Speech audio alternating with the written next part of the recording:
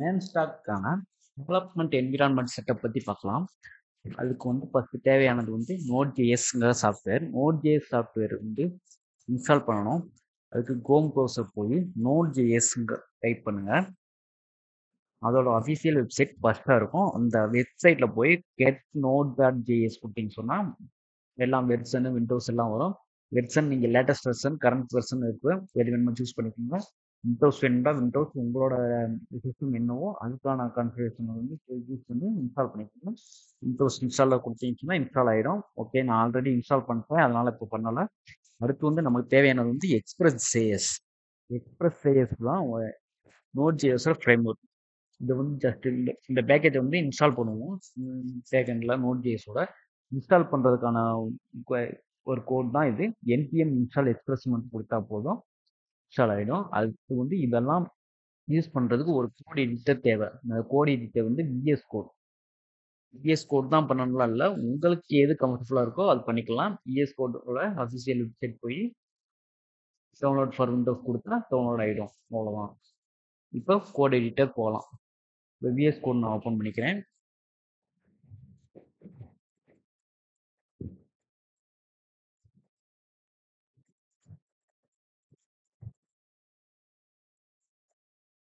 Vs கோடில் நான் already ஒரு file ஒன்று கிரியேட் பண்ணி வச்சுட்டேன். அந்த ஃபைலோட பார்த்து போய் நான் செலக்ட் பண்ணிக்கிறேன். மேன் சொல்லி ஓப்பன் பண்ணியிருக்கேன். இந்த ஃபைலோட பார்த்து போய் ஓப்பன் பண்ணியிருக்கேன். இப்போ கண்ட்ரோல் ப்ளஸ் பேக்டெக் கொடுத்து டெர்மினல் ஓப்பன் பண்ணிட்டேன். இந்த டெர்மினலில் தான் எல்லா பேக்கேஜும் இன்ஸ்டால் பண்ணுவோம். இப்போது பேக்கண்ட் இன்ஸ்டால் பண்ணுறதுக்கு கோட் தான் என்பிஎம் யூனிட். இது கொடுத்தா இன்ஸ்டால் ஆகிடும். இப்போ வந்து பேக்கேஜ் நேம் கேட்குது. பேக்கேஜ் நேம் வந்து நம்ம எதுவும் கொடுக்க தேவையில்லை, ஆல்ரெடி ஃபோல்டர் நேம் அது ஒரு டிஃபால்ட் எடுத்துக்கிறோம். என்ட்ரு கொடுத்துருங்க. வெர்ஷன் நம்ம எதுவும் மாடிஃபை பண்ண தேவையில்லை, என்ட்ரு கொடுத்துருங்க. டிஸ்கிரிப்ஷன் வந்து உங்களுக்கு தேவையான கொடுத்துருக்கீங்க, இல்லைன்னா என்ட்ரு பண்ணுங்க. என்ட்ரி பாயிண்ட் வந்து இன்ட்ரெஸ்ட் ஜேஎஸ் இருக்கட்டும், ஒன்றும் ப்ராப்ளம் இல்லை. விட்டுருங்க. பெஸ்ட் கமாண்ட் தேவையான கொடுத்துக்கோங்க. கிட் ரெபாசிட்டரி இப்போதைக்கு தேவையில்லை, அதனால என்ட்ரு கொடுத்துக்கோங்க. கீவேர்ட் வந்து எதுவும் தேவையில்லை தான். அதுவும் ஆத்தர் வந்து உங்களோட நேம் வேணும்னு சொன்னால் கொடுத்துக்கோங்க. நான் எதுவும் கொடுக்கல. லைசன்ஸ் வந்து அதுவாக ஜென்ரேட் ஆயிரும், அது விட்டுருங்க. Okay, type common dot JS தான், ஓகே விட்டுருங்க. எஸ் கொடுத்தா முடிஞ்சது. இப்போ பேக்கேஜ் டாட் ஜேஎஸ்ன்னு சொல்லிட்டு ஒரு ஃபைலை உங்களால் பார்க்க முடியுங்களா? இந்த ஃபைல் வந்து வந்துருச்சு சொன்னாலே நம்ம வந்து கரெக்டாக பேக்கண்ட் வந்து இன்ஸ்டால் பண்ணிட்டோம்னு அர்த்தம். ஓகே, இப்போ இண்டெக்ஸ் டாட் ஜேஎஸ்ன்னு சொல்லிட்டு ஒரு ஃபைல் ஒன்று கிரியேட் பண்ணிக்கலாம். இந்த ஃபைல் தான் பேக்கண்டோட மெயின் ஃபைல் ஆகும். அடுத்து வந்து நமக்கு தேவையான வந்து எக்ஸ்பிரஸ் ஜேஎஸ். அதை இன்ஸ்டால் பண்ணுறதுக்கு வந்து என்பிஎம் இன்ஸ்டால் எக்ஸ்பிரஸ்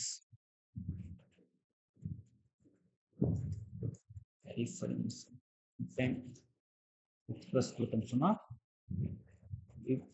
இன்ஸ்டால் ஆகிடுச்சு. இது இன்ஸ்டால் ஆகிடுச்சா இல்லைன்னு பார்க்குறதுக்கு பேக்கேஜ் டாட் ஜேஎஸ்ன்னு போனோம்னு சொன்னால் இந்த டெபெண்டன்சியில் எக்ஸ்பிரஸ் காமிச்சோம். ஓகே, இன்ஸ்டால் ஆகிடுச்சு. இப்போ இன்டெக்ஸ் டாட் ஜேஎஸ் போய் இன்டெக்ஸ் எக்ஸ்பிரஸ் வந்து இம்போர்ட் பண்ணுறோம். அது இதோட சின்டெக்ஸ் வந்து const express equal to require express கொடுக்கணும். ஓகே, அடுத்து ஆப்ஸ் ஈக்குவல் டு எக்ஸ்பிரஸ் கொடுக்கணும். இது வந்து எதுக்காக கொடுக்குறோம்னு சொன்னால் ஒரு மிடில் வேற ஹேண்டில் பண்ணுறதுக்காக.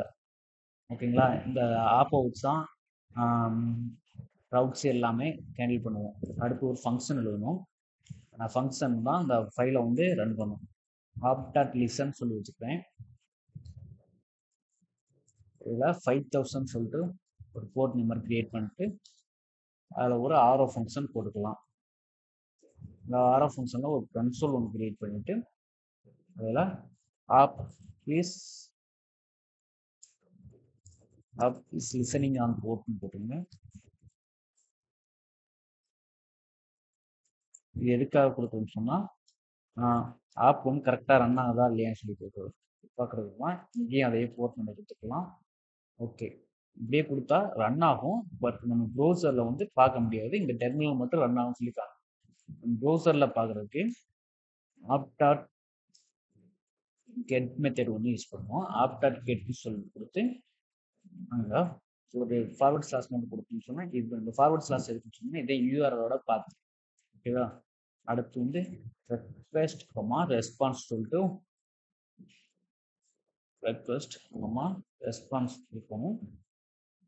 அப்புறம் ஒரு ஆரோ ஃபங்க்ஷன் அதில் ரெஸ்பான்ஸ் வந்து சென்ட் பண்ணணும். ரெஸ்பான்ஸ் டாட் சென்ட்டு அதில் ஹலோ வேல்டுன்னு சொல்லி கொடுத்துக்கலாம்.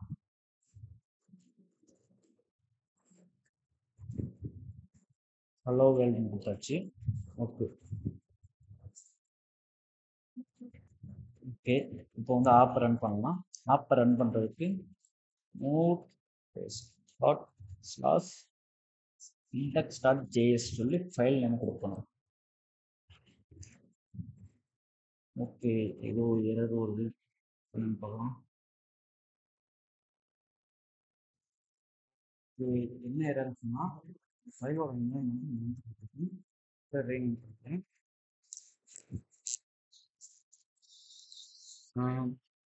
இந்த மெயின் ஃபைலும் இந்த மெயினோட நேமும் ரிட்டார்னா தான் ரன் ஆகும். ஓகேயா சரி ஓகே இப்போ ரன் பண்ணலாம். சரி ஸ்பெல்லிங் மிஸ்டேக் node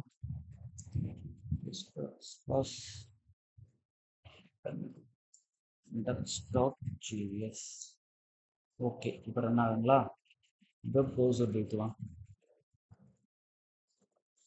ப்ரௌசர் போய் ஹோஸ்ட் நம்பர் கொடுத்தோம் 5000 கொடுத்தோமா.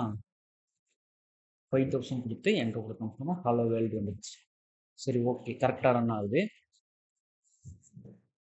இப்போ வந்து விஎஸ் கோட் போய்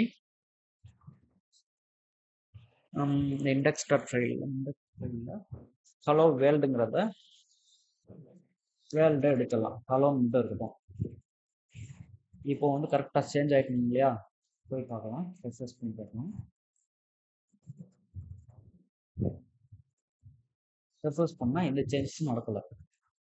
ஏன்னு சொல்லி கேட்டால் இந்த ஃபைல் வந்து ஒன் டைம் ரன் பண்ணுறோம்னா அது அதே இதில் தான் ரன் ஆகும். மறுபடியும் இதாகாது, மறுபடியும் ரீரன் ஆகாது. அதுக்கு வந்து ரன் ஆகிற ஃபைலை ஸ்டாப் பண்ணிட்டு மறுபடியும் ரன் பண்ணணும். இப்போ போய் பார்த்தீங்கன்னு சொன்னால் அந்த மாற்றத்தை பார்க்கலாம், சேஞ்சஸை பார்க்கலாம். இப்போ போய் ரெஃப்ரெஷ் பண்ணால் ஹலோ வந்துச்சு. இந்த பிரச்சனைக்கு தான் நோட்மான்னு சொல்லுவாங்க. ஒரு பேக்கேஜ் இருக்கு.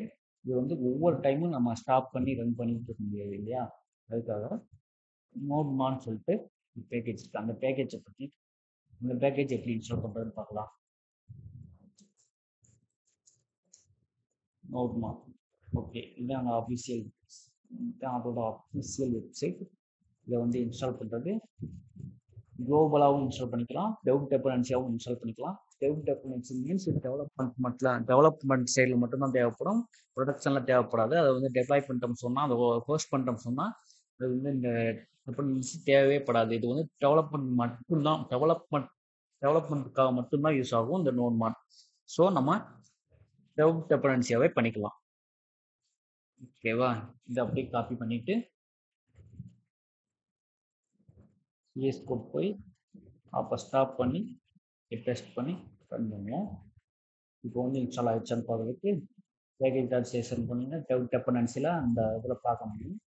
இப்போ இங்கே போய் ஸ்கிரிப்டில் போட்டு இங்கே ஒரு ஸ்டார்ட்னு சொல்லிட்டு ஒரு கான்செப்ட் கொடுக்கணும். இதில் நோட்மான் index.js கொடுக்கணும்.